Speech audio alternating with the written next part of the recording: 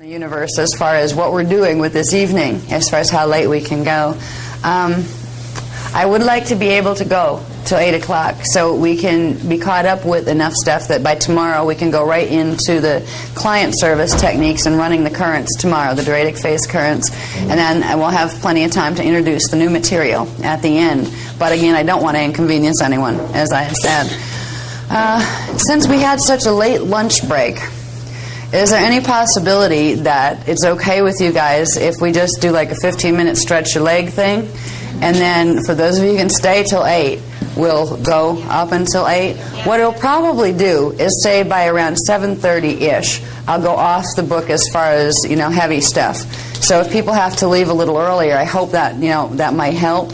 But I'd like to go up to 8 o'clock. We won't take a dinner break in the usual sense because that's another hour that we're going to lose on time. If that's all right, all right. Is there anybody that has a real problem with that? Because I'm trying to accommodate everyone. I feel kind of bad because we didn't put the original flyers out, like I said, and I didn't even know what time frames were listed on the flyers. My standard format has always been 3 hours on the introductory evening, and then literally 2 full days from 10:30 in the morning off until 10:30 at night with just a lunch and dinner break. That it's an intensive.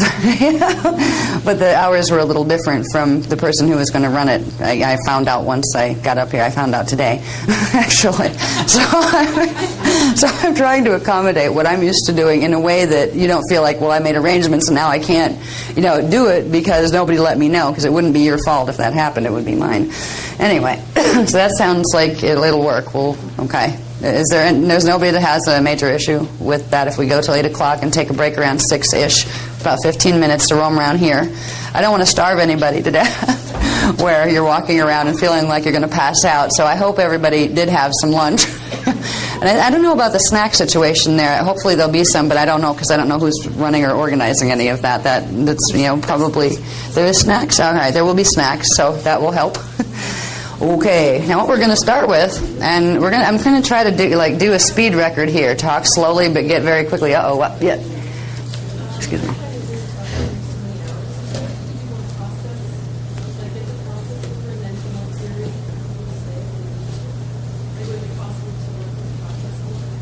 Would it be possible to work with process more? Yes, we're going to get into the process. But there's things that, the reason it's structured in the way it is if you don't have the theory that goes with the process, there's parts of the process you're not going to be able to do because you don't get it, because you don't know where things are. And you won't understand what you're running or why you're running it or how to run it. So there's a reason why it's sequenced. If I could just do all the exercises up front, that would be fine. Like tomorrow, for instance, when we get into Kathara Level 2, you're actually having this happen. You'll have technique in the front with very little information in writing that we have to go through. And it's after the new stuff that I'm putting in is the theory that goes with it, that explains what it is. But in this particular part, Kathara Level 1, it was structured in a way where you need to know the basic theory and your parts so you can do the processes. But tomorrow we will be using more of that framework. All right, so I'll do my best with it. I'll try to get the important stuff over with first, is basically what the idea was there. It's kind of all important, though. All right. I'm so sorry. Okay, that was another... somebody just said that. Who did? I heard it over here someplace, that keep questions for tomorrow was a suggestion. That's another thing we could do, because I want to be able to have a question and answer period to answer your questions. We could keep that for the last hour tomorrow evening, because that usually takes about an hour out of the time to do. If I could do a half hour today and a half hour tomorrow, we could do it that way. Or we could run program till 7 and then have question and answers till 8 tomorrow night, which were, not till 8, I mean till like the last hour till 10 tomorrow night. So if people had to leave at 9, the only thing you'd miss would be question and answers. We could work it this way. And that means tonight we would go, in program all the way up to like 8 o'clock, except for the 15-minute break that we take around dinner time. I think that's a good idea, if that's all right with everybody. Okay, so the last hour tomorrow night will be question and answer. Okay. Now, Chapter 2. I'm going to try to get you from Chapter 2 to all the way through Chapter 2 and Chapter 3 today. This is going to be my objective, the goal I'm setting. Let's hope it works that way. If not, it's funny. There's always enough time. It always gets taught. What needs to get taught will be taught. And sometimes your objective is this, but this ends up like happening tomorrow instead of when you want it. But it always gets there, so you will get everything that's important to get. What I'm going to try to do is get you through Chapter 2 and Chapter 3 which will bring us up to the point where tomorrow we would come in and do what's called a clinic. That's where you do hands-on. We would learn everything up to the point today where we learn about the triadic phase currents. We learn the theory on them so we know what the heck a triadic phase current is, and we would learn how we are going to be using them. Now we would start tomorrow morning with going into the technique on using them. There are 2 techniques before that we will be integrating today as well, and they're not too difficult. Tomorrow's techniques, just so I'll remind you now, there is going to be a period where we're going to have to break up into sets of 2 people and do client, like one person plays the client, one the facilitator, and then we rotate, switch off. So each person gets a chance to run hands-on so they know what it feels like to be on each side of it. This requires us laying down. So it's going to be a little interesting because we're going to have to, at some point when we run the big process, probably tomorrow afternoon, we're going to ask you to bring a blanket or something to lay on so you don't have to lay on the cold floor. I mean, you don't have to. I'm not going to force you to participate. But we've found that the theory is important and activating the stuff in your own body is important. But it really helps to anchor your understanding of feeling how to run those currents when you're actually working on someone or having someone work on and with you. So if you'd bring something to make yourself comfortable, if you're going to participate in that part of it. I'll just remind you now. Now, in Chapter 2, this is the elements of healing. We're going to deal with the things we learned about in the context of healing when we talked about universal structure, when we talked about shields and the Kathara grid, the 3 levels of the Kathara grid. We had the Kathara 12-tree grid, we had the crystal seals grid, and we had the dyadic grid. Now these we learned about a little bit in relation to the 15-dimensional time matrix and how these are the structures that the primal life force currents run through from source into the manifest worlds, into planets, galaxies, universes, and into our bodies. Now we're going to learn where those structures of internal anatomy fit within the human body. So in this particular chapter, we have a sequence of things we're going to learn that will take us to that point. First, we're going to learn about the Maharic shield and the imprint for health. And I've already talked quite a bit about that, where I talk about the divine blueprint that's held in the D12 pre-matter level, and that your Maharic shield, that level 2 of your Kathara grid, is connected to the divine blueprint and holds its mathematical program. So we're going to learn a little bit more about that. We're going to talk about the planetary biofeed interface system. This is the part of your Kathara grid where the planet's Kathara grid plugs into your Kathara grid. And once you open it, you can open fully the currents. Right now we're running on very, very little current circulating from we're running on not even half. We're running about 1/3 of the natural life force currents that we should be running from the planetary grids just in density 1.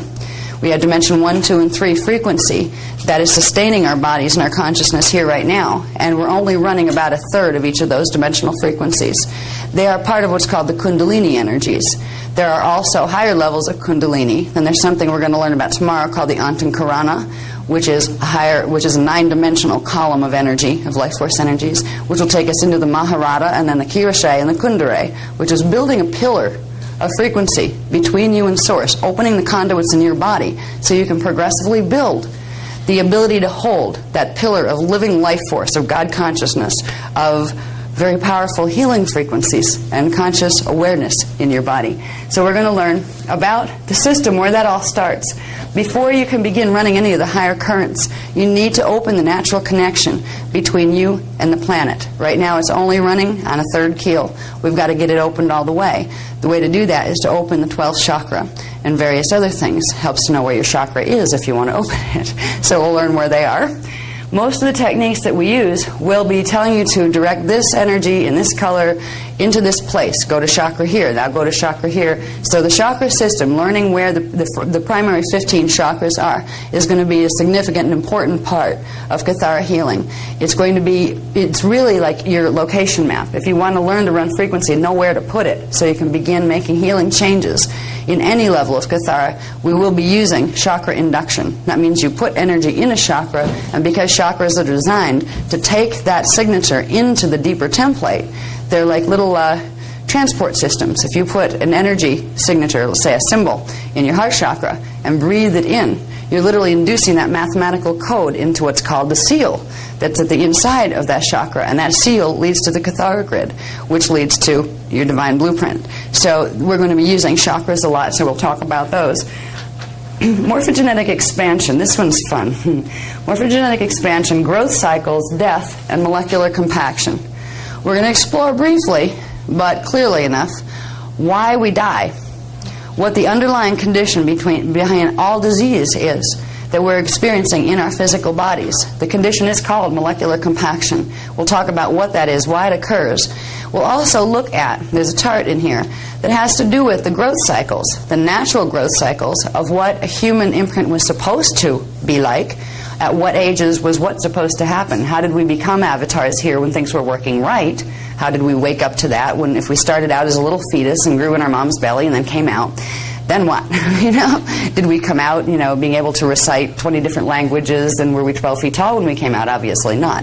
So there was a growth process, even when our DNA was working well, as far as different stages, how many years it would take to get all of those frequencies opened in the body, and to get the body to grow and expand enough to hold your consciousness as a D12 being.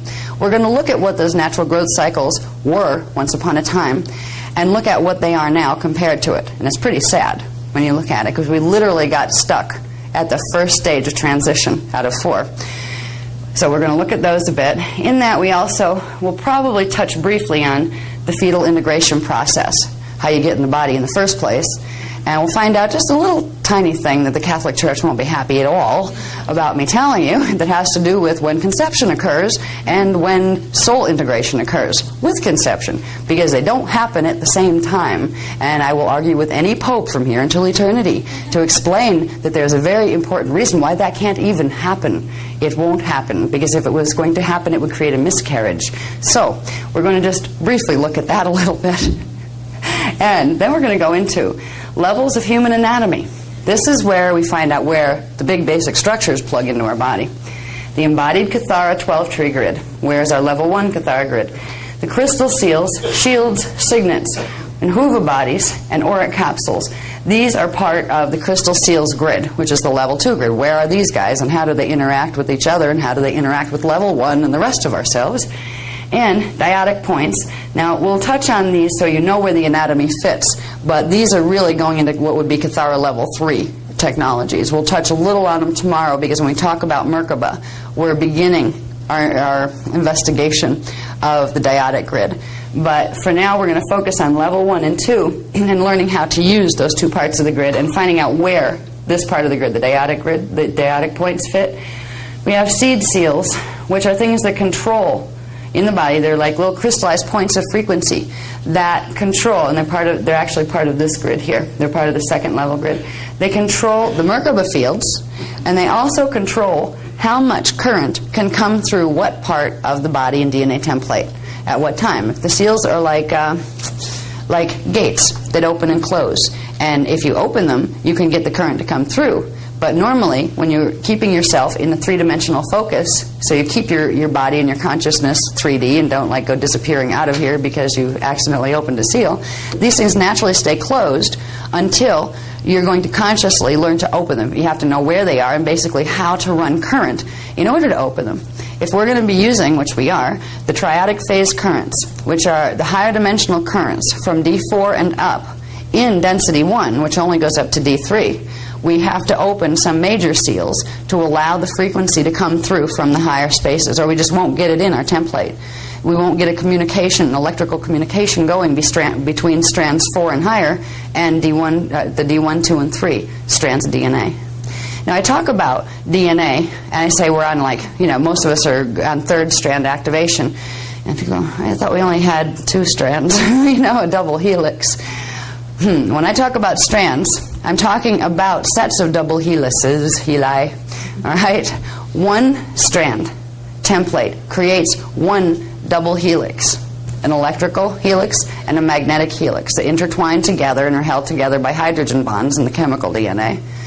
Now, as we become more activated, we will always see a double helix, because it's not as if you have one strand and a double helix, then another one pops out and another one pops out, and you have all these strands where if you looked under, if you did the testing, you'd see this starburst. It is a starburst of crystalline structure that builds in the DNA, but it will always follow the template of the double helix, as it's known right now. That will be the structure that even when we're 12-strand, we will just have 12 layers of that, which means the chemicals that manifest on the templates that create the 12-strand will simply add to it. Right now, the chemicals that are part of the DNA are part of strand 1, 2, and 3.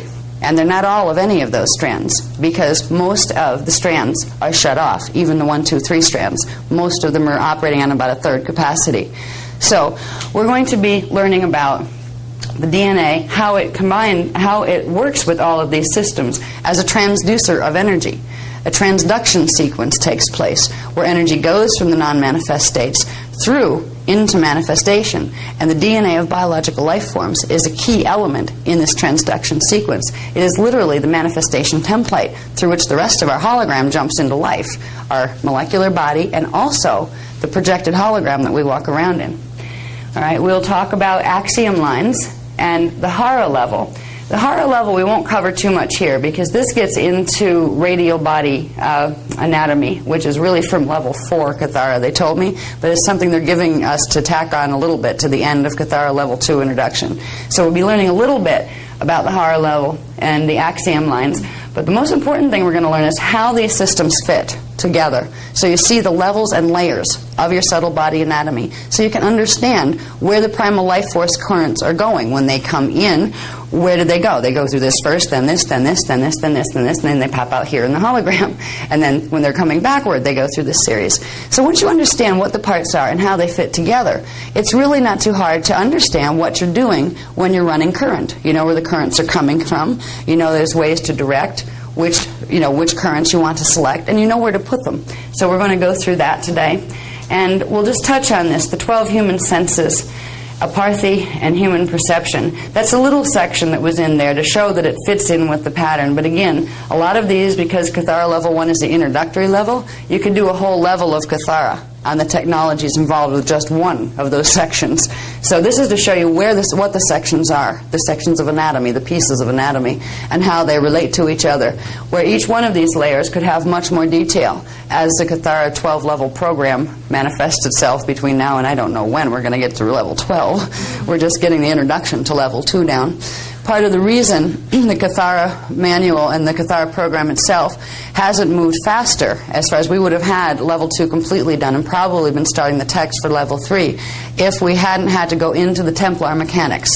The Templar mechanics are what we're going to be learning next weekend for the people who are coming to that workshop, which is the Planetary Service Crisis Intervention information. It teaches us about stargates, teaches us about the drama, what's happening, and what we can do to be a part of the healing of this planet. That wasn't really scheduled to come in until about 2006. That was supposed to start. But because of the political events that have taken place here, it is a crisis intervention effort to bring the Templar knowledge here faster, because it's not going to matter much if we can do Kathara healing, but we don't know how to work with the planetary grids if the planetary grids are going to roll right out from under us. And it's at a point where if work isn't done to work with the planetary systems, the planetary Templar, we are getting precariously close to fulfilling some very old prophecies that none of us would really like to see, which have to do with end times and all of that stuff. Well, ends are just new beginnings, but they can be very messy in the process. So the reason why we don't have more of the text available on Kathara is because we ended up with a 200 and some page manual and course for planetary grid work. And also, we ended up with the Voyagers Volume 2 Second Edition, which is a whole new update on the political mess that has taken place and where recent events have fit into that.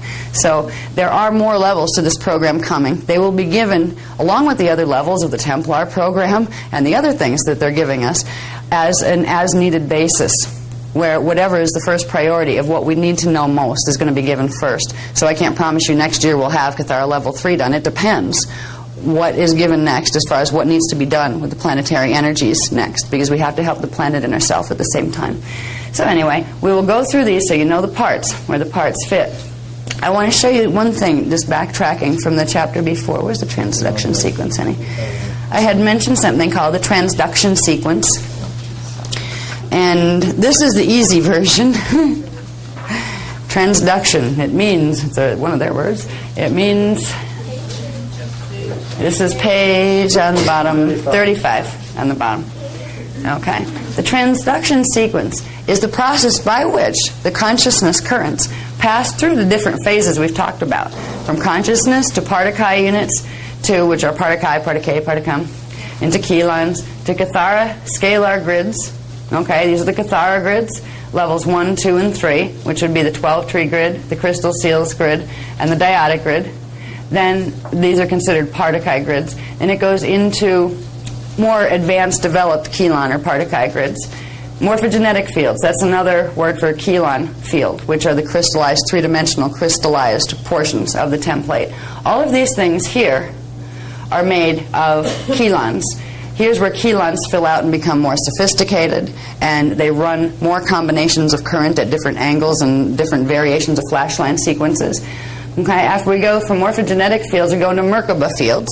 That is the stage. This is where Merkaba fits in to taking consciousness and bringing it down into manifestation.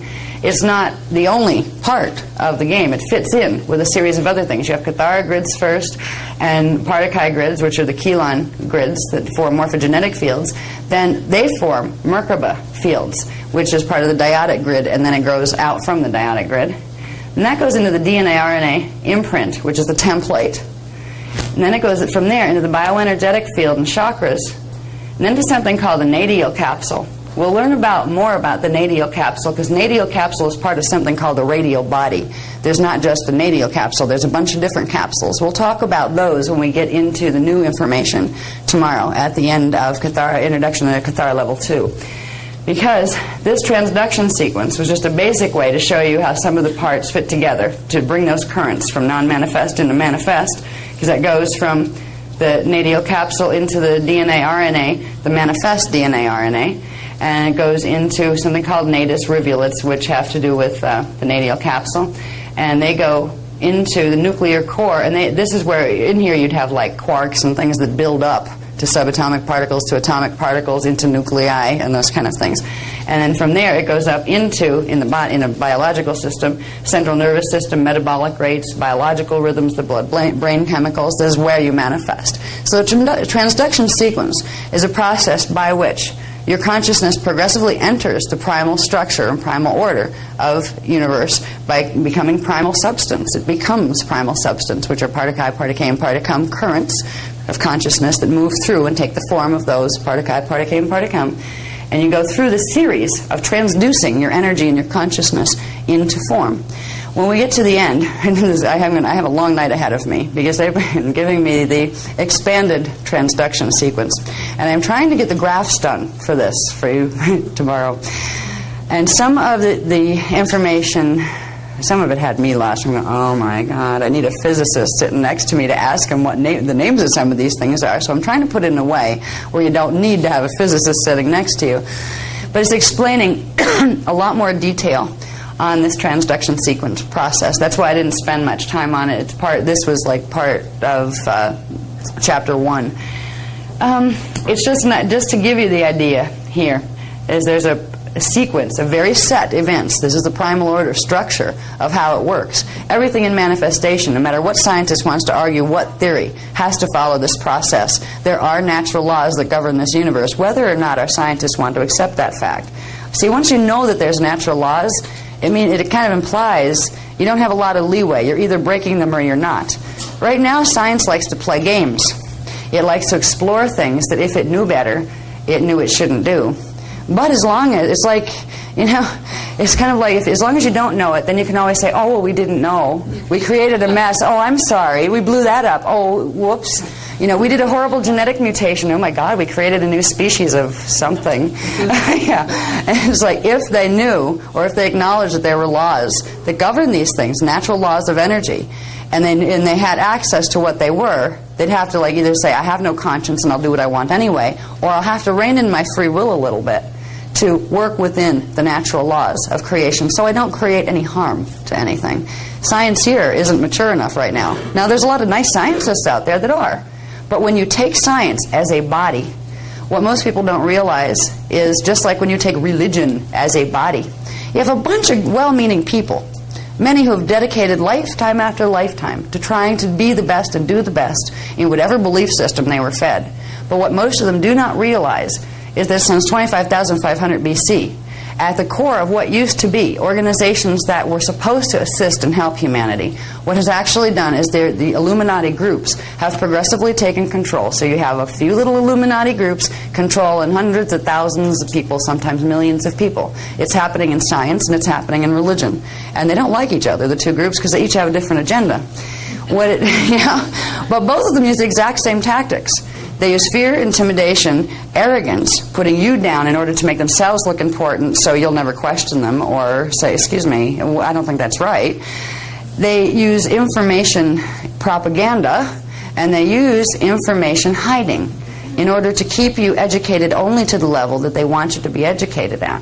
All of these things are part of the natural order, the natural laws. Once upon a time, we all did our best to live by because we knew if we did, not only could we have everything we could possibly want to imagine to experience, there's no limits. God didn't say we had to be broke. God didn't invent laws of vows of poverty.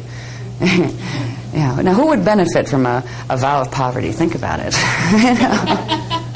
Do you think it's going to matter to God one way or the other? God doesn't need money.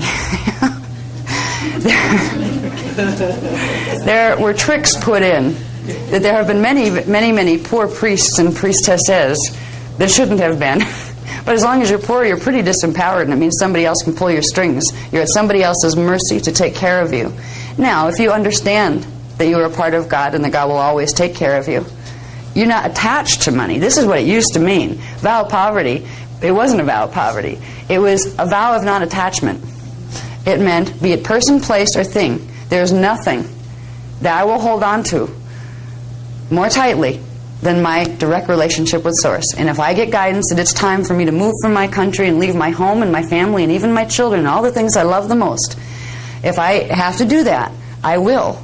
Because I know that even though it might not make sense to me right now, that my Christos self and God know there's an even better way for me to be and to express my whole Christos self as an avatar. And I know the people I leave behind will be taken care of too. It was meant to teach you not to get attached to illusions, the illusions of manifestation. Because the reality is, nobody ever dies. They just think they do. The reality is nobody and nothing is ever lost, because nothing can get lost, because all it takes place within God. It was meant to not let your illusion get between you and your relationship to God, but it was twisted into a things like the vow of poverty, where to prove your loyalty to God, you're supposed to suffer. Now, what kind of God would want you to do that? I remember a long time ago, before I had the full memory banks open where I could make sense of it to myself, I remember thinking, and I'd read the Bible and things like that. If God was really like that, I would quit. I would just say, go find somebody else to manipulate. If you're so mean, maybe you should take a course in anger management. Because, if all you can come up with is wrath, and you're supposed to be what I look up to as my role model of what I'm going to try to become like, I aim higher, We all need to. When we learn about wrathful, mean gods who have a lot of ego issues, it's not God. These are groups of people who have created personifications of God in their own image and taught us to worship those. God doesn't want you to worship. He wants you to understand your worth and the worth of all things. Worthship. The process of acknowledging in great reverence and love. Worth. Value. The intrinsic blessedness of our life. Big difference between bowing down on your knees and begging to something you can't see. Hoping it sees you. And hoping it's nice. All right. So anyway, all right. So we will get into tomorrow, and I'm still in the middle of the more detailed transduction sequence. See, when you get all of the transduction sequence down, and there's some real tricky turns of how things move here, and then they move there, and then they move back again.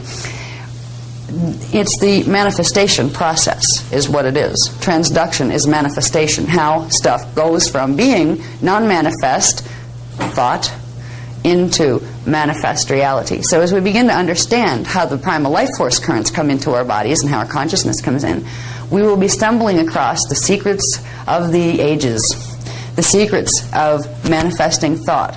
And it's not just a lip service type thing. There is a science of thought manifestation. Before we can get a hold of our direct thought manifestation, we have to get our DNA templates cleared Because as long as we have the twists and turns in the DNA that aren't supposed to be there, we'll try to create one thing and it'll come out as something else. It's like trying to bake a cake and you end up with a rooster. It's just like, how did that happen? You know? Oh, you know, something got twisted in the oven. I don't know.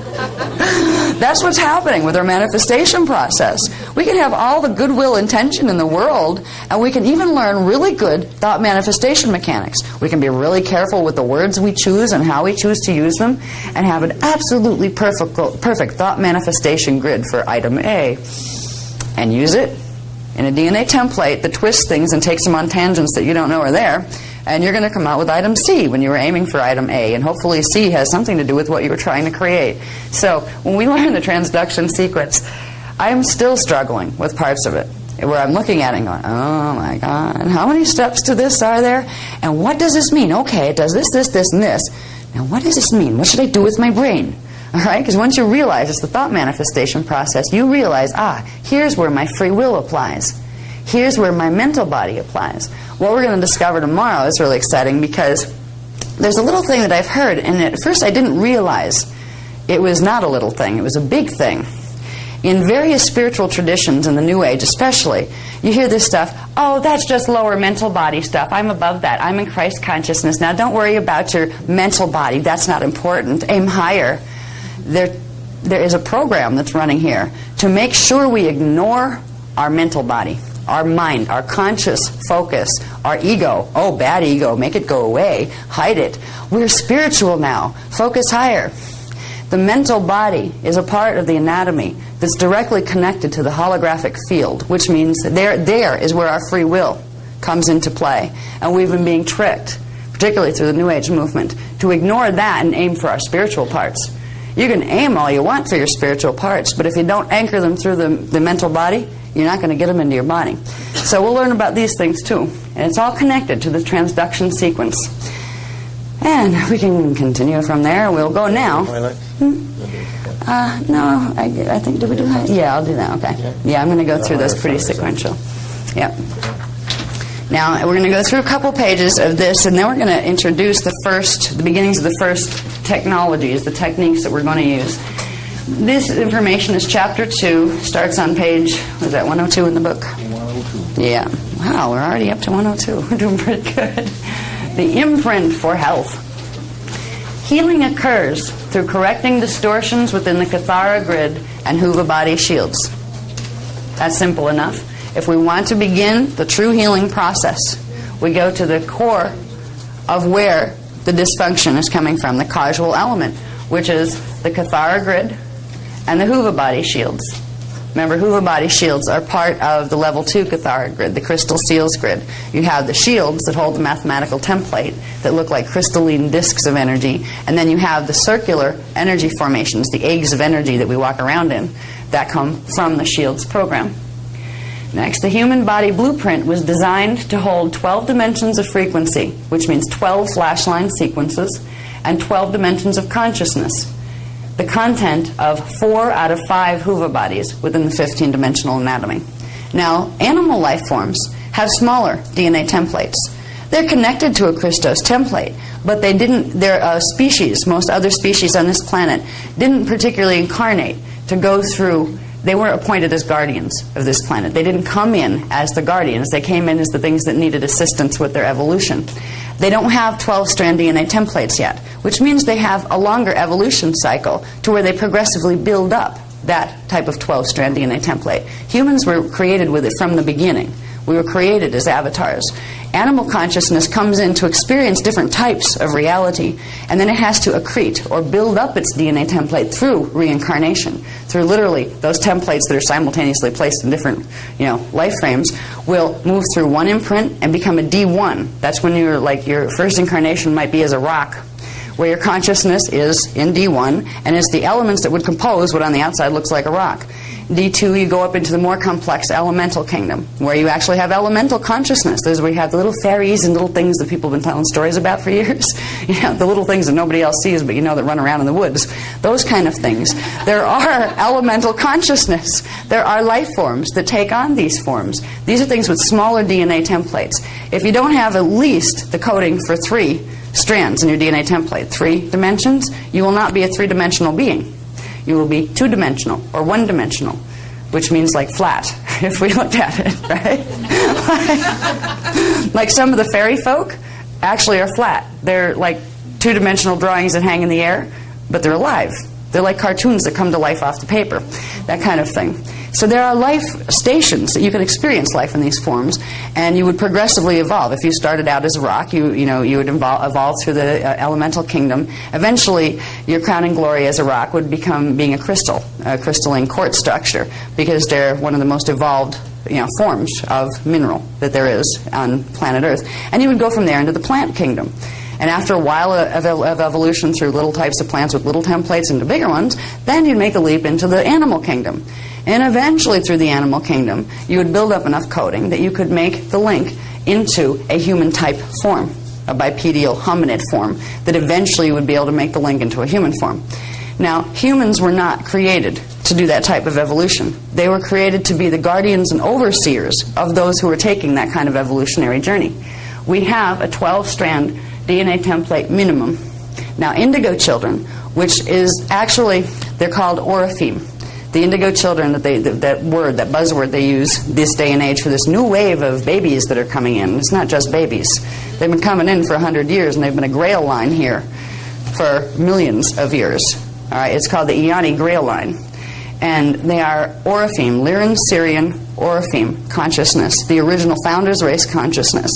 They were the first forms created before humans were created. They were the founders races. We call them the founders races because the human imprint and the 12-strand DNA template came out of their larger DNA templates that had from 24 to 48-strand template capacity.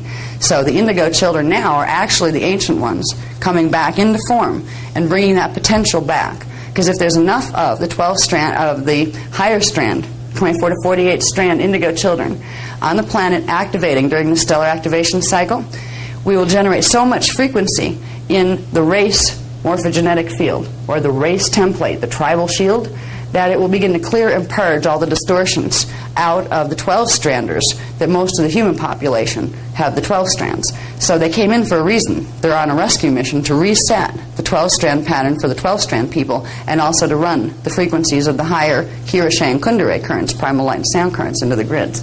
But humans, every human, was originally, if you're a human soul, you were designed on a blueprint that holds 12 dimensions of frequency, 12 dimensions of consciousness, that's avatar consciousness. 4 out of the 5 Huva bodies would be activated in circulating energy and breathing energy through your being. Now, we have a real interesting situation on our planet right now, because everything that's walking around in a human body, or what looks like a human body, isn't necessarily human. That's one of the things when your D4 perception starts to turn on and your 4th strand starts to activate, and you're walking down the street and all of a sudden you're seeing lizard faces flip through people and you're thinking you're losing your mind. Because, did I just see a lizard look at me from that person? No. You can think you're nuts for a while. That's when your 4th strand is kicking in and showing you what the person really looks like, what that soul is. Right now we have reptilian souls on the planet. We have Anunnaki souls on the planet, which are a whole different breed that are not human either. We have a whole bunch of souls on the planet masquerading as humans. Now, it's kind of funny because the ones that are humans on the planet, and the indigos, who also look like humans, none of us look like humans. What we're looking at, what we see now, the race as it is now, is so mutated, it hardly resembles what it used to look like. Human beings and indigos were beautiful. They were very tall. They were quite lean. They were breatharian, which means they didn't have the internal apparatus that we have right now. They came in various skin colors. All of the skin colors on the planet right now are representative of the primary races. You had, red skin, brown skin, black skin, white skin. They were all equal. It wasn't that whites were supreme and blacks were apes. I mean, some of the New Age stuff actually teaches that the black people came out of apes. It's like, talk about problems with these guys. No.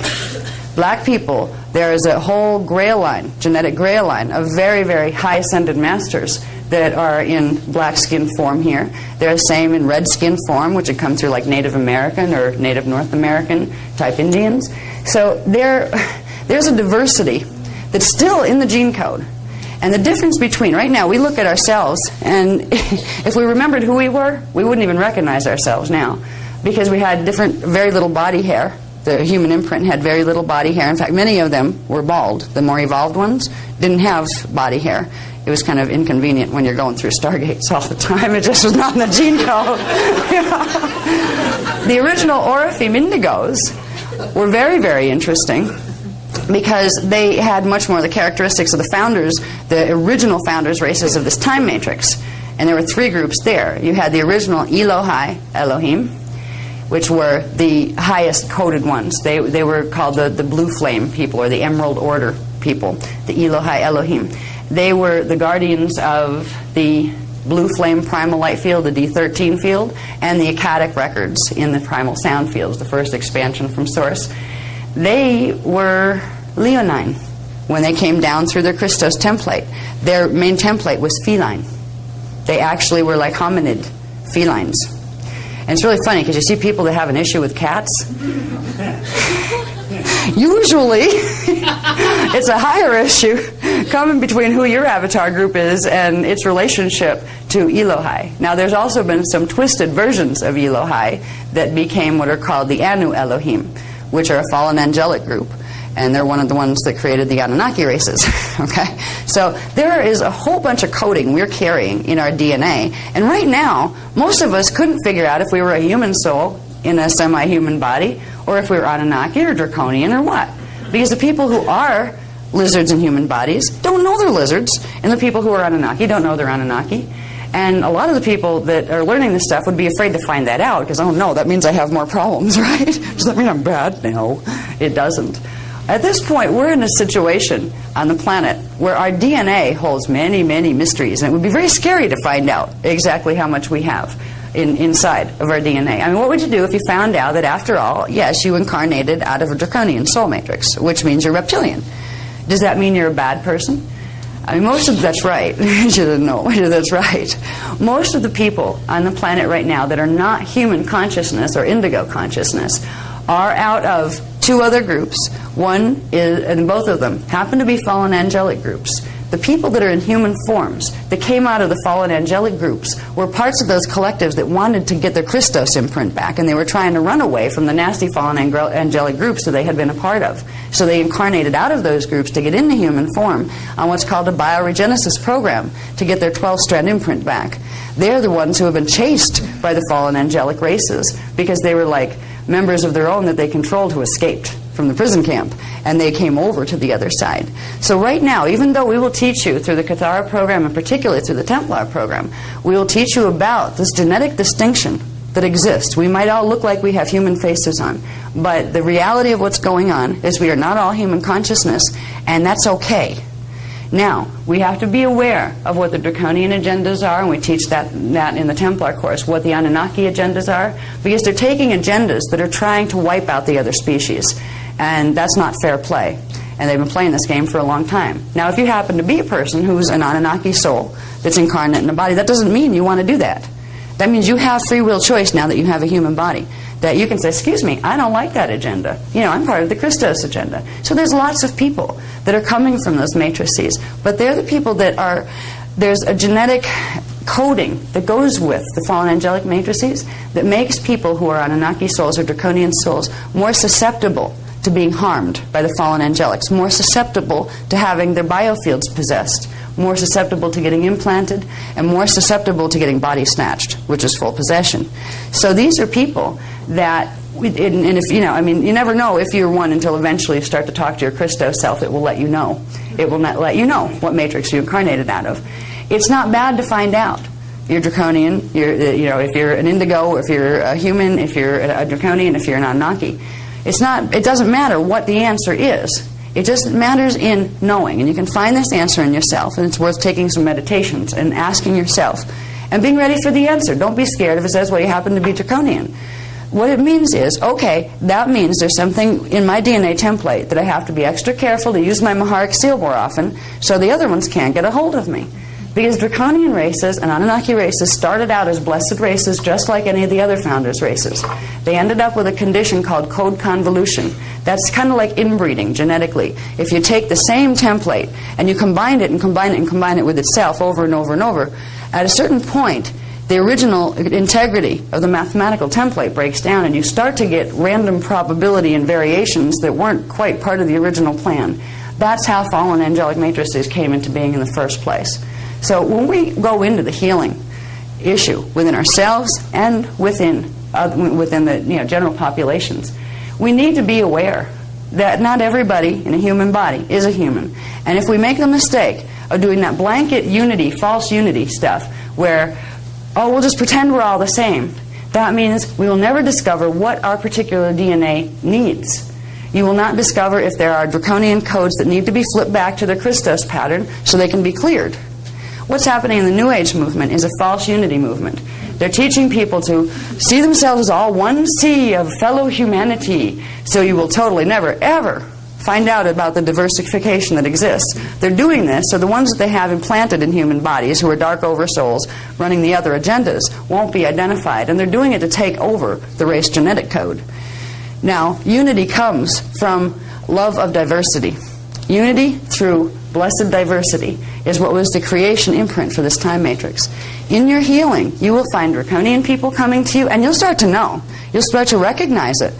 Yep, that one's out of the Omicron matrix, or yep, that one's out of Odedicron. Yep, that one's an Anunnaki, the Jehovian Anunnaki matrix. No, that one's a Tothian Anunnaki. You'll start to be able to feel the different families of consciousness just by being near the biofield of someone. If we approach this kind of knowledge with the usual nonsense that we're taught to look at things in the 3D world, we will cause damage to ourselves and to others, because we're taught to discriminate and point fingers and blame.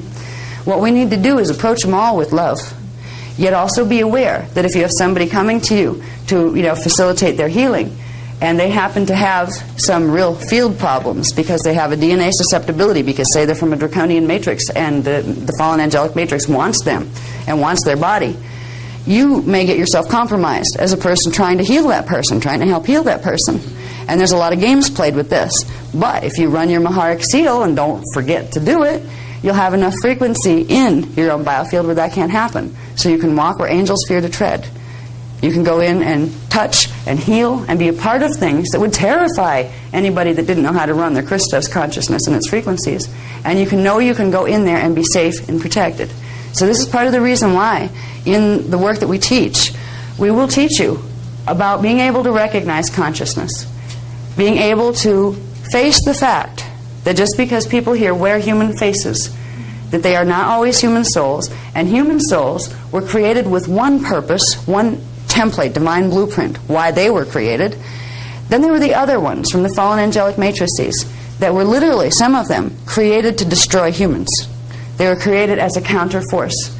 The Anunnaki, for example, were a race that was created by the fallen Anu Elohim, who used to be Elohai, and got code convolution and then tried to take over the time matrix.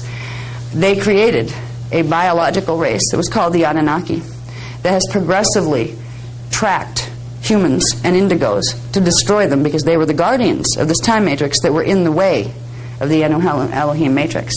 There's been a lot of Anunnaki that have evolved, have looked at their creator gods and said, we don't want to do this anymore. We want to do what they're doing. We don't like you. We don't want to be bad anymore. We want to be good. So if we can realize some of the agendas that are going down, I don't usually talk about this in Kathara, because a lot of times people themselves are not ready. They're too immature. They go, oh, she's talking about stuff. What do you mean people are all humans? Of course we're all humans. And they get all scared. You don't need to be scared. You just need to be aware. And we're not teaching you to be able to identify the different matrices and then point fingers and say they're bad or they're good. Now, some of them run Christos agendas and some of them run anti-Christos agendas.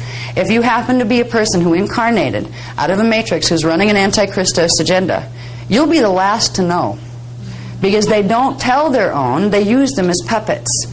All right? So if you're coming from a matrix like that, this is your chance for freedom. This is your chance to get your own free will back, as you have a human template. To be this far, you have enough of a human template where you can repair and regenerate the rest. Same with the people who might come to you for healing.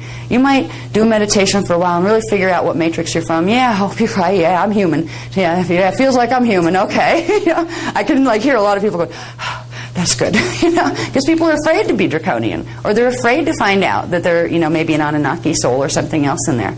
Don't be afraid of that, because you're blessed and beautiful even if you are.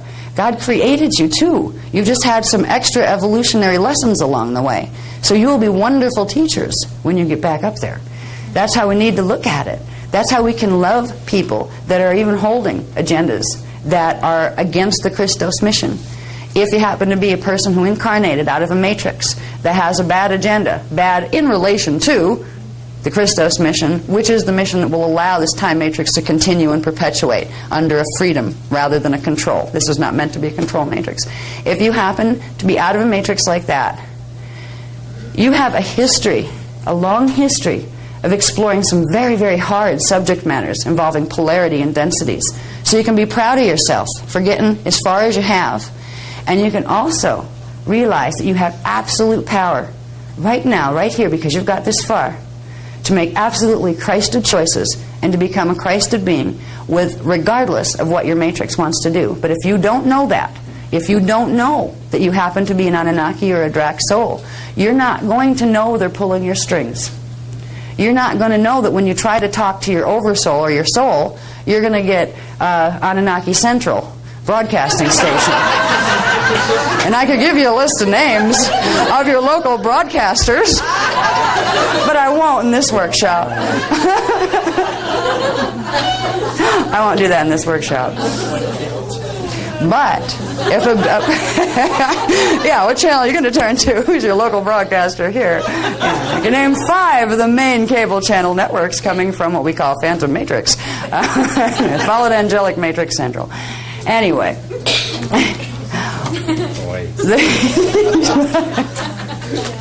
What is freeing to know is whatever matrix you're out of, you have the ability, if you have some problems, that you're a part of a collective that, let's say, you really want to do a Christos thing. You're a good person, you know it, and you like being that way, and you're not going to tolerate any anti-Christos agenda messing with you. But then you find out, okay, you have a soul level, you have an oversoul level. What if your soul's a nice person too, but your oversoul level is the one that decided it wanted to stay with the twisted matrix, which would imply you had distortions in the strand templates that correspond to the oversoul level, 7, 8, and 9. If you know you have your Christos level, you can go over the head of your oversoul and back to your divine blueprint and say, well, that part of me that's up there doing its thing, that right now is choosing to be in conflict with the Christos mission, I'll respect its free will and let it do what it wants, but I want out of here. I don't want to do this, and I don't have to. You can literally run the D12 current down through you and anchor it here. And what it will do, all the way down, is begin to reset the divine blueprint. So you will help your oversoul to heal. See, just because it's higher doesn't mean it's better. Doesn't mean it has more power in those terms, because you can anchor that power here. So I wanted you to know about that. That's usually something I don't get that heavy in Kathara healing, because it's an introductory class. But you guys are on the ball enough. You're mature enough to not freak out and when you find out that somebody's teaching that not everybody in the human body is human. And there's enough of a love frequency. I can feel it in the room. There's a lot of love where you can look at something, and even if it's not behaving well, there seems to be, just in the consensual field here, which is your collective thought field, an understanding that if a child is bad, is it the child that's bad or the behavior? You learn to love the being regardless, which is called unconditional love, but you address the behavior. And what is the best way you can assist that being to choose better, to act in more life-giving ways? But you don't let the child, wreck the house and burn the house down, which we're trying not to let the fallen angelics do to this planet. But you have the ability to love them, which means you don't fall into the polarity dramas of love versus hate, of you're bad, I'm good. If you go, it's really sad. The Christian teachings were always, always based upon a very deep love for all beings. That is what the law of one is about, where you recognize all beings are part of the common source. Right now, if you go to most Christian churches, it almost makes me want to throw a Bible at them gently. Excuse me. It's like they teach you, Jesus taught to love everybody, to turn the other cheek, yet they will pass judgment, and they are taught to pass judgment on other people. Oh, you're evil. You're going to go to hell. Our group's not. The arrogance and the judgmentation, which are separating emotions, that teach you to give yourself the illusion that you're so much better than something else, you have a right to judge it. It's like, why don't you judge yourself for a while and have some fun, Unfortunately, what is being taught under the name of Christianity is not Christian. What it is a combination of things that came out of a bunch of Pharisees that were hired by the Church of Rome for the Council of Nicaea in 325 AD, who got together with a bunch of other guys who had already taken over part of the doctrines of the church. They were the ones who were trying to kill and exterminate the Essenes, who were the ones who actually had the teachings. What we have got as our Bible has been a murdered rendition of what used to be true teachings. So if we can really just realize that what was in the Bible about people here, the words Draconian and Anunnaki were part of the Bible. We were told about those races. There were whole history books on their involvement with us, on how they got intertwined genetically with our race here, and that's how we picked up some of our genetic distortions. They got intertwined because we were on a bioregenesis mission. They had agreed to enter what's called the Emerald Covenant, which is the Christos agreement of this time matrix. And they were coming here to get their DNA imprint back, to evolve through, to get the 12-strand imprint back. And we got intertwined with them, and then certain ones of them came in and literally tried to take over the biological form. And that we're still in the middle of that drama. It's good to know these things if you're going to be a true healer, because then you won't get surprised when you start to go out into Kathara healing and you find yourself working on somebody and all of a sudden you get these really weird images of like mean things that look like dragons trying to rip your face off in the astral while you're running frequency.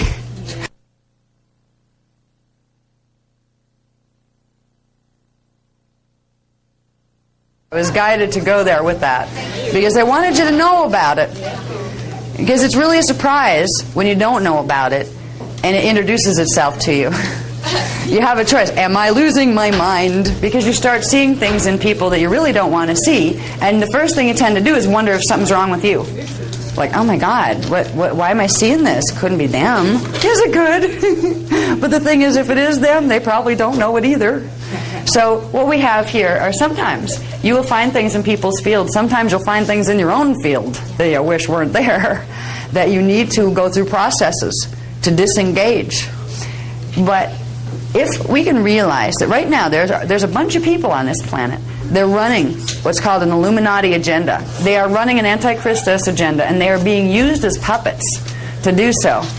They don't realize that they're being used in that way. They don't realize that when something is in your field from the higher dimensions and it has a bad attitude, it can impulse your emotional body and make you feel things. It can impulse your mental body and give you thoughts that you think are your own. This is how bad it can be if you have a fallen angelic matrix messing with you.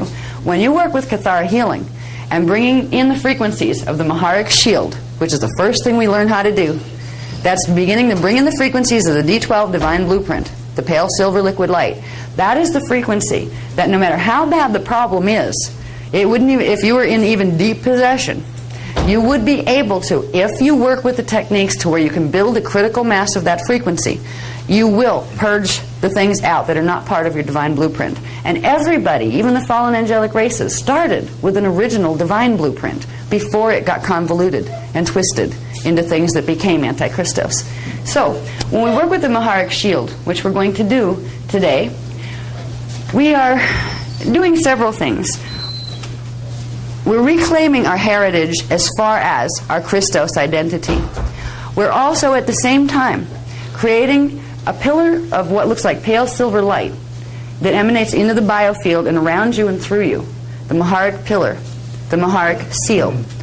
What it does is creates a frequency of D12, pale silver light, through your whole bioenergetic field. And as long as you keep that energized, you will have a barrier of protection that will allow anything that's good for you to move through back and forth. But anything that has a mathematical signature that is not part of your divine blueprint, that poses a danger to your divine blueprint, will literally bounce off. Doesn't mean you can't talk to it, but it'll be outside of the pillar. Now, people that have gotten involved with channeling, it's like channeling is one of the best ways to get possessed that you could ever imagine. You know? And we were seduced into that in the New Age movement. And so it was so smooth the way it was done. This was an Anunnaki trick. Okay? Fallen angelic Anunnaki races did this very, very well. They taught us how wonderful it was to finally have somebody out there through there talking to us that we didn't even ask who it was. We didn't care. At least somebody was talking to us. You know, at least there was somebody's out there. We're not alone down here. And then they tell us wonderful things like, things about Christ consciousness that we really, really wanted to find out about because we had a resonance to that. And they could lead us like little babies, lead us through the channeling movement without telling us anything about the fact that what they were doing is biofield attachment and keeping us amused and distracted over here. Oh yes, here's how you manifest what you want here. Excuse me while I plug myself into your kundalini and sap your life force, this kind of thing. They didn't tell you about that part of it. You don't need to be a channel. There's a lot of channels that walk around. I'm a channel. It's like, impress me. Yeah. We're all channels, hate to tell you. Okay? Everybody here channels frequency and energy. The thing is, what they mean by I'm a channel means I'm talking to somebody important that's above and beyond this reality field. This is the attitude that tends to go with the channeling thing, where I'm talking to somebody more important, therefore I have more knowledge, so you need to listen to me. It's like a power play. Some of them are sweet about it. Others are really arrogant and obnoxious about it. What they don't realize is they're confessing their own level of lack of development. You don't need to have somebody else come and talk through your mouth when you know how to speak through your own. You don't need somebody to say, hi, I'm an angel, I'll tune every once in a while and fix things for you, when you're a Christos being and you know how to be your own angelic force, because you can access even more information than the angels have, because angels are D6 consciousness. You have a level of D6 consciousness. Archangels, they're into the oversoul realm. You have oversouls. These are still baby realms. These are the guys that people are listening to in the New Age movement. Hi, I'm Archangel so-and-so. You know, hi, I'm Angel so-and-so. Aren't I sweet and pretty? I'll talk to you nice, and I'll tell you all sorts of wonderful things you want to hear, so you'll follow me blindly and do what I ask you to do and not worry about taking responsibility for yourself. We have been seduced in this culture. There's two things happening, seduction and terror. When you deal with draconian matrix teachings, you usually get terror. They just teach you God's going to hate you and flatten your world if you don't follow A, B, C, and D, period, and you have to talk to the priest on a regular basis because he's your link to God. Traditional stuff is built on that. The seduction is even harder to spot because it's telling us everything we want to hear. Yes, we can be free. Yes, we can be Christos. Yes, we can talk to things that are higher than here. We even have parts of ourselves higher than here. Nothing like getting half ascension teachings given to you when you've had none. Half looks really good when you didn't have any to start with. We don't need either of those things as Christos beings, because we come to realize that any information that's up there and out there that any of those guys can access, we can access too, but in the most perfectly personal way. You might not get verbal translation. You might not have your Christos self-level talk to you verbally. You may get it in direct cognition where you suddenly just know. What do I do with this? I don't know. Get out of your own way. Go do something relaxing. Look out at the snow and how pretty it is. And then tune back in and say, what do I feel about this? And if you're running your Maharic seal, you will begin to get an imprint from your D12 divine blueprint, which will override any distortions that are coming through from the emotional body that has connections to twisted grids in the planetary grid, so you can't always tell if what feels good is good for you. You know, you will be able to establish these lines of communication. All right, now I'm going to go back on to the board, as they say. All right, fourth Huva body. Okay, the fourth Huva body. Now remember, the Huva bodies are the spheres of energy that are around us and around the planet and around the galaxy and around the universe. The fourth Huva body is called the Mahara Huva body. It's composed of frequencies and Partakai phasing flashline sequences of the 10th, 11th, and 12th dimensions. It manifests through the D10, 11, and 12 Kathara centers and the Maharic shield scalar grid of the fourth harmonic. So, when we're working with the Maharic shield and we're beginning to activate our Maharic shield in our anatomy, we are bringing in the frequencies of the fourth level, the fourth Huva body, the Mahara Huva body. That's our avatar body, if you want to look at it that way. The Maharic shield, that's part of the level 2 Kathara grid, it holds the original imprint for health. This is where, what is health? When your body's operating the way it's supposed to? Our race is so far away from health right now, it's frightening because of so many of the DNA distortions. However, if we use the Maharic seal, that is the beginning, the Maharic shield, activating the Maharic shield, which pulls up your Maharic seal pillar, that's the beginning of running the mathematics, the original mathematical program of health, which means your 12 DNA strand, 144 fire letter sequence, which we'll talk about later, mathematical program that your body is supposed to run on, where you have 144 chromosomes, where you're much taller. You're not going to get tall overnight. It's going to take a while to get that whole mathematical program back into the body. Good thing, too, because your matter particles won't know what to do. They're having this frequency hit them that they haven't felt in over 200,000 years that they've been in density 1. Now, 200,000 years is relative when you're out of time, but when you're in time, it's a very long flashline sequence. We have to build up the ability to hold it. One of the other false things that's happening in the New Age movement, the false ascension movement, is you literally have people saying, oh, come to workshop, blop, we'll blast you. There you go, the Melchizedeks are doing this. The Templar Melchizedeks. They're giving them initiations, and they're telling you, you're 12-strand activated now. Bye-bye, go home, you're fine. Which are is implanted right now, usually, and not with stuff that's going to activate your strands. They're also teaching that there are 12 single heli strands, little twist of technicals. They're teaching, in many of the ascension teachings out there, that each heli is a separate strand. So what they're calling a 12-strand is what we call a 6-strand. So there's a lot of tricks going on out there. What we're teaching you here is how all of the 12 coding actually works. You have 12 double helix strands. You have a Maharic shield and a Mahara Huva body that holds the mathematical coding of the original DNA template. And this is what we're going to use to begin to reset the imprint for health. We're going to reset the imprint for health, which is the divine blueprint.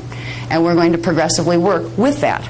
There are many layers of the auric field and the chakras and things that we need to work with later. But you can work on your chakras all you want.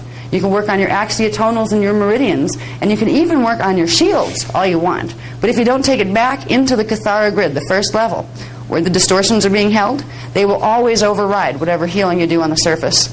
It's like having a sore underneath the skin that has something that needs to be removed from it, a sliver that's festering. And you can put as many Band-Aids on it as you want. And the skin might even heal temporarily over it, but the infection's still building in there because what's in there that needs to be fixed is still not removed. So we are going to go to the core, the Kathara grid level 1 template.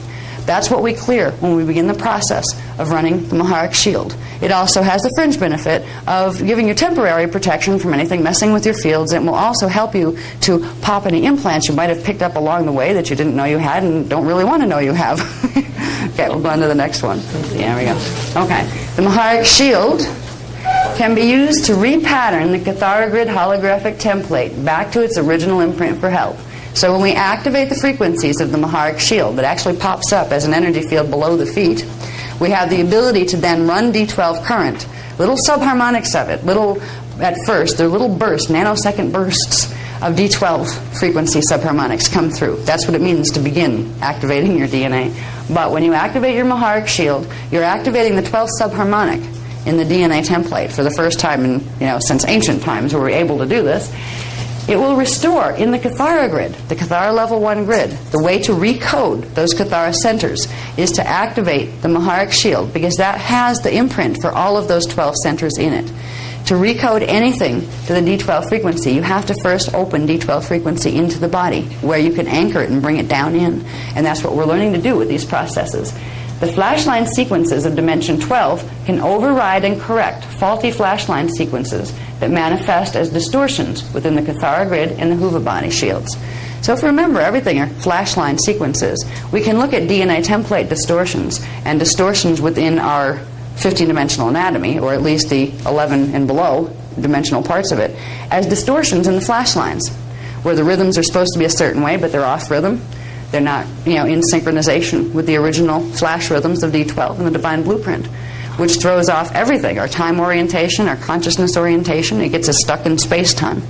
So the distortions, they have several levels to them.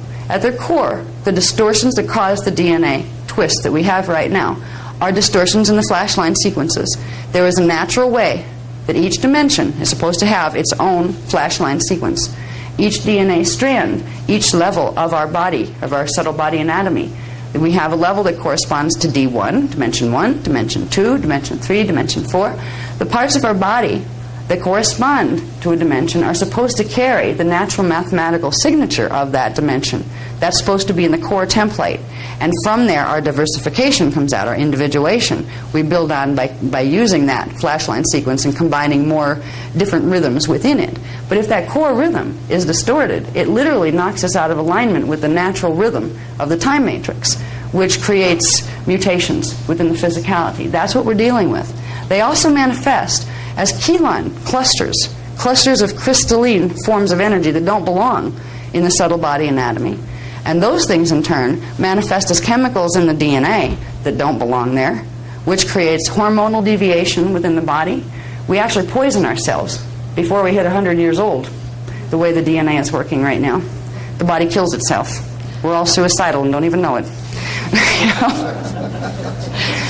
When we begin to work with repatterning from the Maharic shield, bringing it up through the core templates, we are starting at the deepest level to move the healing up through each of those levels, where it'll start to restore first the flashline sequences back to their natural rhythm. Dimension 1 flashline distortions will be put back to the natural Dimension 1 flashline sequence. Dimension 2 back to its natural one. The current that has the ability to fix all of them is the D12 current. Because within the D12 current, remember we talked about how D2 actually has the D1 flashline and the D2 flashline. D3 has D1 and D2 in it.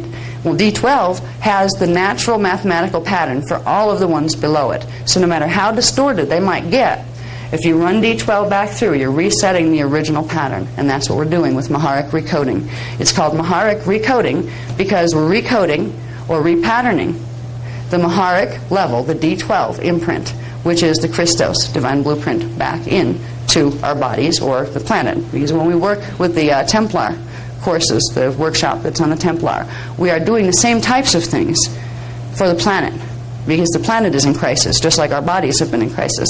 And crisis on a planet in a Stargate cycle can result in pole shift. So we're working on things to help prevent that by clearing the grids, but we have to start with clearing our own body grids. And that's what Kathara healing is about. Okay, now, to begin the process of activating the Maharic shield, it takes us into the world of symbol codes. I talked about before how symbol codes are actually an image that we see in light. If we see it out here or in here, it's actually made of light. So it is a light symbol that has a very specific mathematical coding. That's what gives it its shape. When we know what symbols to use to direct frequency, we begin to have the power to directly interface with the mathematical programs the way they're supposed to run. So if you have a mathematical program in your body that's not working how it should be in divine right order, you will be able to, if you know what the symbol is that holds the real mathematical program that's supposed to be there, use that symbol and put it back in. The symbols are also the keys to opening seals in the body, because the symbols will allow, if you put a symbol into a certain chakra and then you run frequency through it, you're activating that mathematical code at the moment in that particular area of the body. If you want to open certain seals, if you want to activate your D12 current in your body, you need to use the D12 symbol code, the image, the symbol mathematical program, and you need to put it someplace and run it in a certain way. And we use the breath as well. Breath is a very important part of learning to run energy. So if you want to take a mathematical symbol and say, hold it in your mind, and then you want to move that so it can, let's say, be put into chakra 12. How are you going to get it from your brain into chakra 12, which is below your feet? You're going to inhale and gain some momentum, and then push it down. The inhale and the exhale breath, our breath is intimately connected with Merkaba spin, which is connected to Partakai phasing rhythms and how fast flash lines will flash, the rhythms of flash lines. When we start to direct our breathing in specific ways, it's like the natural flash lines for one dimension. There is so much room for variation on that line. That's where we have variation for individuality. That's why everybody has a little bit different breathing rhythm and heart rhythm and all of those things. We can learn to work with our breathing rhythms to either speed up within the range that's natural, the flashline sequences in that area of the body, or slow them down, depending on what we're trying to do. We can use the breath. It's the push-pull mechanism. It's what puts energy behind what you're trying to energize. There are all sorts of different ways of directing it. When we do transmissions, there are ways to transmit directly through the chakras, where you can go into a room, inhale, you go into a room, just go, nobody else knows you're doing it, but you project a field, a frequency. I hurt myself. I lost myself. Over there somewhere. No. So the breath is going to be a vital part in it. Now, it's not one of those things where you have to drive yourself crazy trying to go get your biofeedback machine to find out what is my breathing doing. I don't know. It happens so often I don't pay attention, Because most of us, what is your breathing rhythm? I haven't a clue. You have to stop and think and then listen. But when you stop and think and get quiet to try to listen, you tend to hold your breath, so you can't hear your breathing rhythm. I said, wait a minute. What I usually tell people is when we're going to go into any type of exercise, whatever it is, just try to pay attention for a minute of what you're breathing at. Because as soon as you try to pay attention, it changes. Just the fact that you're going to try to pay attention. Just try to tell yourself right now, you're going to slow your breathing rhythm in half. And leave it at that for now, because it will start to bring you down into what's the alpha brainwave pattern, which means you can access your body currents better, your lower frequency currents. You need to bring the higher frequency currents up through the lower frequency currents, and you can direct it through the frequencies through the body consciousness a bit better when you slow down. When you slow your breath down, just a bit, not to the point where you're going, So I'm not going to tell you, hold it for 14 seconds between. It also helps if you put a pause between inhale and exhale. If you put a pause at the bottom and the top of each breath, it gives the oxygen exchange time to happen. It gives the body more time to let the energy move between all the levels of the template. Right now, we breathe so fast and so shallow compared to what we once did. It's amazing we can still stay functional because we're getting hardly any amount of life force in. We're breathing life force in and out when we breathe air. But air itself is not the only part of the life force. When we breathe in and out, we are controlling the flow of primal life force current through our DNA template, through our Merkaba fields. So when we begin to get conscious control, just a little bit, realizing that we have a breath that we can direct here, that will directly give us an ability to interface with how fast and how smooth life force currents are moving through our body, breathing becomes a whole lot more fun. Oh, there's something I can do with this. This is why some of the Eastern philosophies would teach people years and years and years of learning how to get breath control. And bless those people, because they got the hard way. Like things that we teach now would take them like 500 years to get to the point where they'd teach this, because they'd take the first thing, like Om. And you could do Om for 20 years before your master would tell you the next syllable. Right? And you figure out, but how many eons would it take you to become a master if you're going to do one syllable a lifetime? Okay, but they did know, the Eastern philosophies and Hindu philosophies, who also know about chakras, have known about, it was called prana in a lot of the different ones. The Eastern philosophies would refer to it as prana. But what they're referring to, the primal life force currents that are carried with the molecules in the air that we breathe. It's not as if oxygen is separate from it, but oxygen isn't the whole story. Oxygen is only the outer manifestation and the illusion that is one of the helpful carriers of the life force currents. Tomorrow we'll get into specifically what those life force currents are and how they come into the body and how we can use Merkaba to amplify them. Once we know how to run what is called a Christos Merkaba, there's a big difference between a general Merkaba, and how many people are teaching it these days out there in the New Age movement, and a Christos Merkaba. A Christos Merkaba is a harmonic Merkaba. It's built of sets of 3 dimensions, not just singular dimensional aspects that are being worked with, and it runs the D12 current, which means it gets it on its right spin. Okay, we'll learn about what's being done with Merkaba out there right now, because you'd be amazed how we're being hijacked right now and taught how to amplify our own genetic distortions to serve somebody else's agenda. All right? Christos Merkaba is different than what is being taught out there as partial Merkaba training.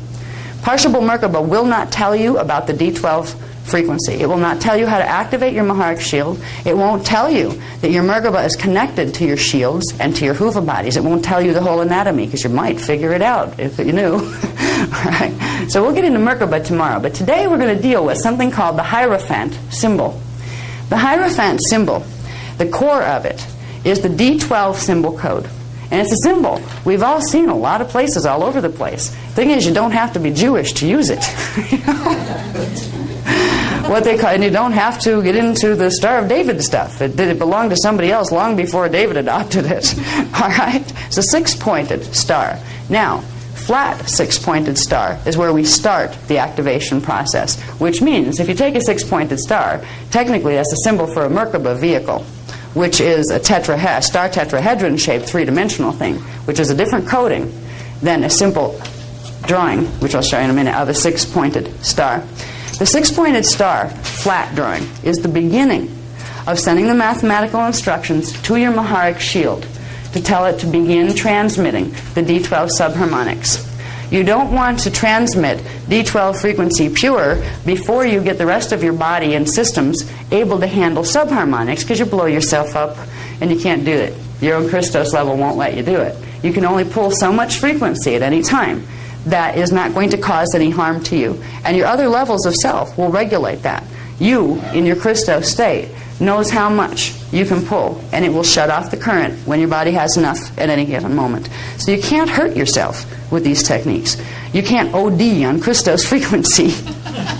Yeah. You can get a little buzzy sometimes. You know, I mean, it's really funny. One of the things, you know, people notice, and you probably have, that we smoke cigarettes. It's always smoke, and it's not a thing we endorse.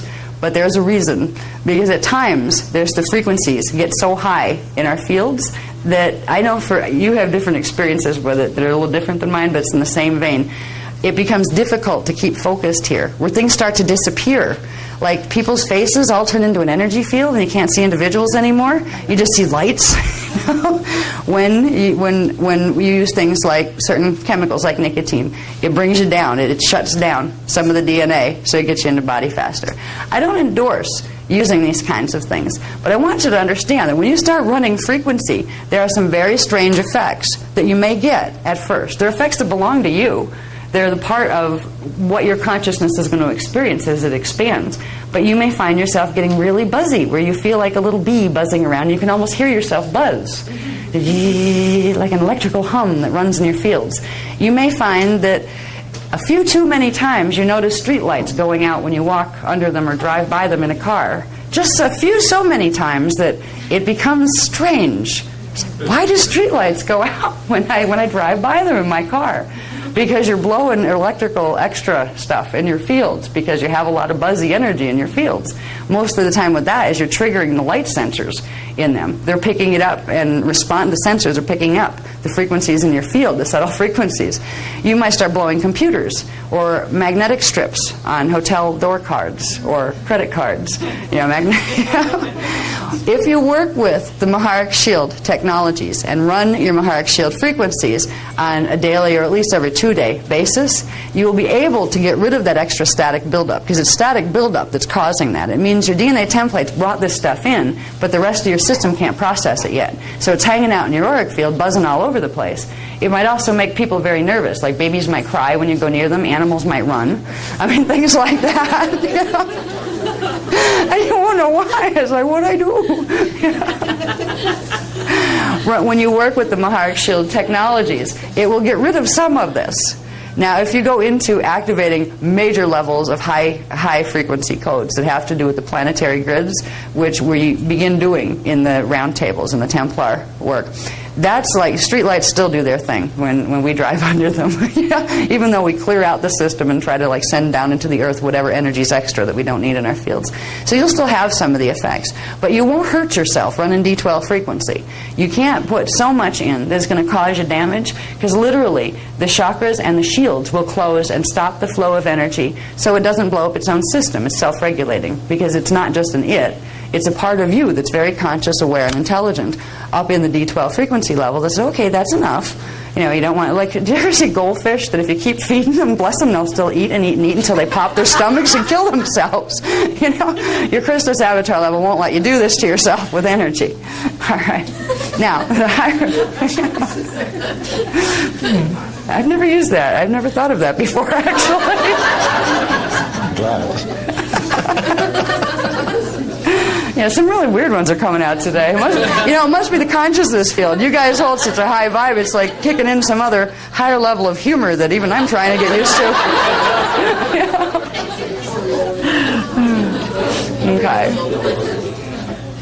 Okay. The Hierophant symbol code is a scalar standing wave pattern containing the electrotonal programs of the 11th and 12th dimensions combined. The Hierophant symbol code serves as a frequency waveguide through which the Maharic shield can be activated to run 11th and 12th dimensional frequency through the Kathara grid for repatterning the imprint for health within the core holographic template of the body. Okay, the Maharic shield can be activated with the Hierophant symbol. Now if you notice, we're not just dealing with D12 frequency, we're dealing with the 11th and 12th dimensional frequency too. When you use D11 and D12 together, it creates the full Christos ray because it's pulling in the whole spectrum from the antiparticle universe as well. So you're not just running D12 current here, which would give you a pure white current. You are running the 12 frequency bands here and the 12, actually 11 and a half of the 12 from the other side, because you blow everything out of manifestation if you put the 12 and 12 together. So it comes out as a pale silver current. And that is the full D12 Maharatic ray, they call it, or the platinum ray. Some people in the New Age movement have coined that phrase, the platinum ray. They're referring to the same thing, but they're teaching you to use it in sub-increments so you can twist it in ways that weren't meant to be twisted. What we're doing is we're going to teach you how to run the D12 Christos ray, which is 11th and 12th dimensional frequencies combined, which means it is frequency that's going to run through you and your antiparticle double. Your double self in the parallel universe will also, by you working with these healing energies, it will begin to assist and heal the templates of yourself in the double world, which will help. Because right now we're being affected by what's happening in the parallel system, but we don't know it because most of us don't know the parallel system even exists. There's also another place called the inner earth system. We talk about that in the Templar thing a bit more. But as we work with the D12 and D11 frequency combined together, we are making a link between what's called parallel earth, this earth, and inner earth, which are three separate but interconnected reality fields, each of which we have a part of ourself stationed within. So it is a very powerful current. It's much more powerful than trying to run D12 as a white frequency. You know how everybody likes to run white light? They're running still a polarized D12 current. It's polarized because it's only the particum universe current, which is the base magnetic, which is over here where we are, where we're stationed. They're not running the electricals, the other half of it, that is part of the particle universe. So when we run D11 and D12, we're combining particle and antiparticle currents, which is the strongest pure Christos imprint, because you're actually carrying the imprint of the divine imprint of both sides, of both polarities, into one. So it is stronger than the pure white light. And a lot of people like to, pure white light's the highest, or gold light. Gold light happens to be D8. Aim higher. Pale white is like, white is nice, it's a pearly white, it's very pretty, it's D12, but it's D12 polarized. What you want is D12 non-polarized, which is D12 plus D11.5, where you say D11 from the other side, combines it into a full Christos ray. So that's the frequency we're running. It is a waveguide, which means it's going to guide the frequencies of consciousness into the body through the Maharic shield template. So it's literally serving as a mathematical instruction, like a computer program, to teach that current of how it's supposed to move into the body. It's the Hierophant symbol is the original D12 symbol code. If you were going to take and give a visual symbol mathematical representation to the D12 flashline sequences and what they are and what all that coding is, the Hierophant symbol, which is the 6-pointed Star of David, is the original symbol code for that. That is the first symbol code. Each of the dimensions have their own symbol code. And eventually we'll learn how to use each one of them. But we're learning to use the higher ones right now. The symbol codes that directly go with the natural divine blueprint flashline sequences of the higher frequency currents. Because they're the ones that have the power to come in and clear any distortions out of the ones below them. So we start with the D12. When I say D12, I'm referring to this, just so you know. The D12 that is parallel and here. It's the particle, antiparticle, the full current. All right, using the Hierophant symbol code, the planetary biofeed interface system can be activated to empower the Kathara grid repatterning process by drawing frequency from the planetary Maharic shield. Now what we're going to do is when we activate our Maharic shield, we're going to activate the planetary biofeed interface system. It's the point in our bodies and in the planetary grids where our personal Kathara grid connects directly to the Kathara grid of the planet. So the energies, where are we going to pull energy from? We're going to pull the Maharatic frequency, the D12 frequency, now that it's finally available in the Earth grids. We're going to pull it from the Earth grids into our bodies, and we're going to circulate energy back through.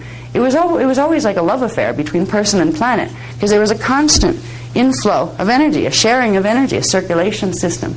Most of our circulation system has been shut off.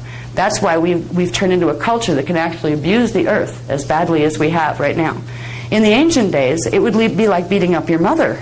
I mean, you just never ever do it. You would never make a decision that would hurt a tree or contaminate a lake or do something terrible to the planet. Because the planet was a living being that you knew, and you knew you were a part of it. People didn't feel separate from the natural kingdoms in the ancient days like they do now. The reason they feel separate is because DNA strand 2 that connects to the telluric elemental kingdoms has been primarily shut down. So we can't feel them anymore. We can't feel that connection very strongly. Some of us can, because it depends on how much distortion is in strand 2 template. So we're learning at this point to reconnect not only to the higher parts in the higher dimensional fields, but to reclaim our connection to our mother, our Earth Mother. You could call it a father too. It's really like God. It doesn't have genitalia. It's not genderized.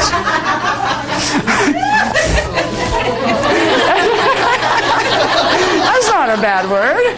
I didn't know that. I learned it in science class. That's not a bad word. Gender. Let's leave it more simply as that. I wanted to get a point across of the fact that why bother making I'm not even going there. I'm not. What? You want to talk? It's not to be confused with an organism. No. Right. No. Using the Hierophant symbol code, yes. We're going to activate the planetary biofeed interface system. And this stuff, the theory takes a while, but the exercises and learning how to use them are really quite simple. The hardest part when you first start is staying awake in them. A lot of people fall asleep. By the time, if you have 26 steps to do, you hit step 4 and you're gone. And somewhere afterwards you come back and say, where'd I go? I think I fell asleep. This is very common. Now, with the Maharic Seal one, because it's one of the gentlest ones, not too many people have fallen asleep during that process, at least when we do it in a group. Because in a group, there's more frequency running, so we tend to keep each other up at a higher level. So it's easier when you're first learning to run the frequencies in a group of people, because they will help you and you'll help each other to hold the frequencies. And we'll help you to hold the frequencies as well, because we can hold them in our field. So it creates like a blanket of frequency underneath your feet that'll help keep things open in your template that otherwise would go, oh, I'm tired. I opened for 2 seconds, I'm tired.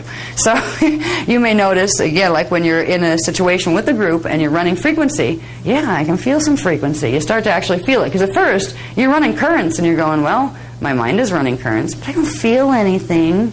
We're hoping for a blast of frequency where you can go like, zap, yeah, I feel it coming out of my palms, right? After a while you can do that. But at first you'll be lucky if you feel like you're running anything except a hologram in your mind, because it takes a while to get sensitized. Now,